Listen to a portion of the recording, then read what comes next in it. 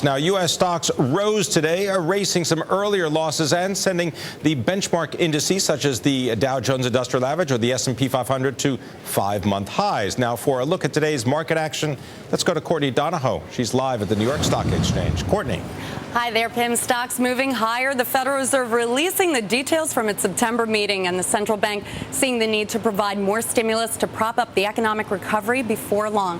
And it's because of the high unemployment and the low inflation rate, the rate lower than the Fed's unofficial target of nearly 2%. But the report giving a little more clarity on the timing and the components of the easing, but not on the amount of additional bond buying. Central bank needing a little more time to consider the framework. But since that last meeting, we got that disappointing September jobs report, so most economists saying that a decision on the stimulus will come in the November meeting. But this is the first time in almost 2 years of near zero interest rates that the statement said too low inflation would be a reason for looser monetary policy.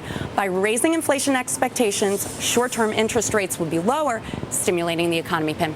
I guess that's Fed speak for they're going to be buying some treasuries. All right, Courtney, tell me about some deals today. Pfizer buying King Pharmaceuticals, spending about $3.5 billion.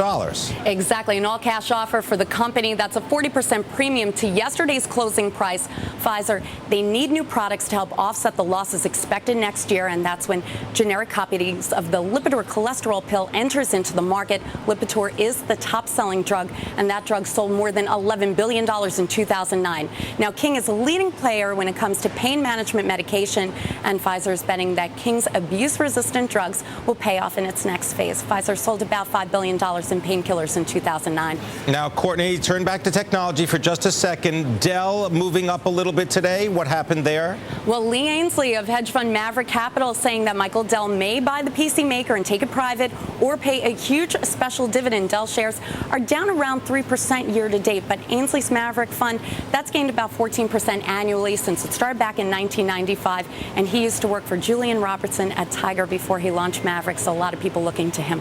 Always paying attention. I want to thank you very much, Courtney Donohoe, reporting from the New York Stock Exchange.